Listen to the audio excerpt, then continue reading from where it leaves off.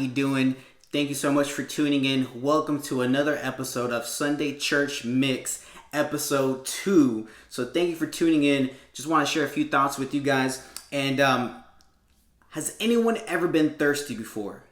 I mean, like really, really thirsty to where anything that you drink tastes the best. I mean, like something that you've never had ever experienced in your life. You know, whenever I was in high school and we would be in football practice, it was something about that water that just tasted the best water ever that we've ever had. Even though the water was nasty, but it was just something about that cool water that just felt so refreshing, especially in this Texas heat. For those of you that live in Texas, you guys know that Texas does not play with this heat. I mean, you step outside and in 10 seconds you're already sweating. So that's how bad this weather is. And especially having all that equipment, there's just something about that water that you just pour all over you to where you just feel this satisfaction and this cool sensation of like, thank you. And speaking about being thirsty, that's what I want to talk to you about today. And Sprite has a whole bunch of taglines like obey your thirst, image is nothing, thirst is everything. But the question is, what have you been thirsty for? You know, just think about this. What have you truly been thirsty for? Has it been more likes on social media? Has it been more followers? Has it been trying to get your name out? Trying to become popular during these times that we're facing in? Have you been putting your attention in the wrong places? You know, another person who's also thirsty is the enemy. The enemy is thirsty for us to fail. And I believe that he is trying to take advantage of this opportunity for us to fall into temptation, for us to get distracted and not get close to God. But you know what?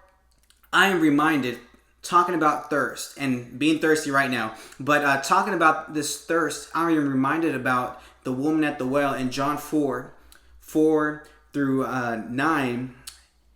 I love how Jesus comes and interrupts this woman's routine. And he does it on purpose.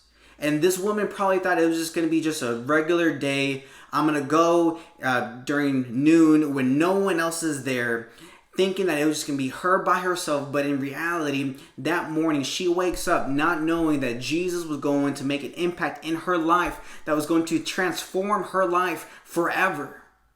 You know, sometimes Jesus goes out of the way for you and for me so that we can understand that he's willing to go through so many things just to reach us. You know, how many walls have we been putting up that Jesus has to get through in order to get our attention? You know, if we were to read here in John 4, something that I love is that Jesus tells this woman, I can give you more than just water. I can give you water to where you're not going to want more and more. I can give you the only water that will satisfy all your needs, satisfy everything that you have been wanting in your life. But Jesus doesn't care about who you are because he cares about whose you are. Let me say that one more time just so you can catch this. Jesus doesn't care about who you are because he cares about whose you are. And you are called to be his daughter, to be his son. And you have been created in his perfect image. And everyone that you see matters to God. Those people in the grocery store matter to God. Those people at the gas station matter to God. Those family members that get on your nerves, that are always FaceTiming you, they matter to God as well. Your neighbor matters to God. I mean, everyone matters to God. And he loves us so much that he sent his one and only son for you and for me, so that one day we would have this opportunity to be there with him in heaven, enjoying his presence. But Jesus doesn't care about your past or your present because he cares too much about your future. He wants to offer us more than what we're chasing, more than those worldly things that we want.